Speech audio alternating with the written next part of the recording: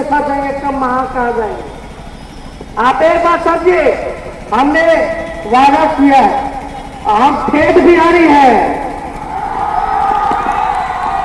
जो वादा करेंगे उसको निभाएंगे, पूरा करेंगे। और मेरा डीएनए भी साथ है, समझ गए। हमने क्या बोला कि अगर आप लोग एक मौका दोगे इस अपने भाई बेटे को, तो पहला कैबिनेट में पहला दस्तखत अगर होगा तो 10 लाख रोजगार का होगा। अरे 10 लाख रोजगार चाहिए ना। नीतीश जी सरकार है कि अब नहीं हो सकता, बहुत प्रयास कर लिए। नीतीश जी कहते कि बिहार में समुद्र नहीं ना है, समुद्र होता तो कारखाना लग जाता।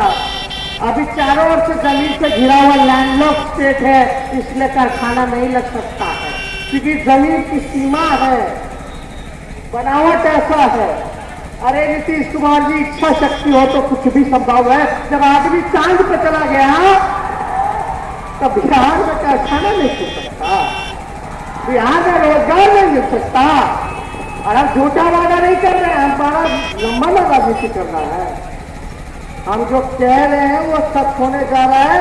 10 नवंबर को आप हमको सरकार बना के दीजिए, और 10 नवंबर के बाद पहला कैबिनेट में 10 लाख रोजगार आप लोगों को देंगे। अभी क्या हो रहा, सिपाही बहाली में धांधली हो जा रहा है। 4.5 लाख सरकारी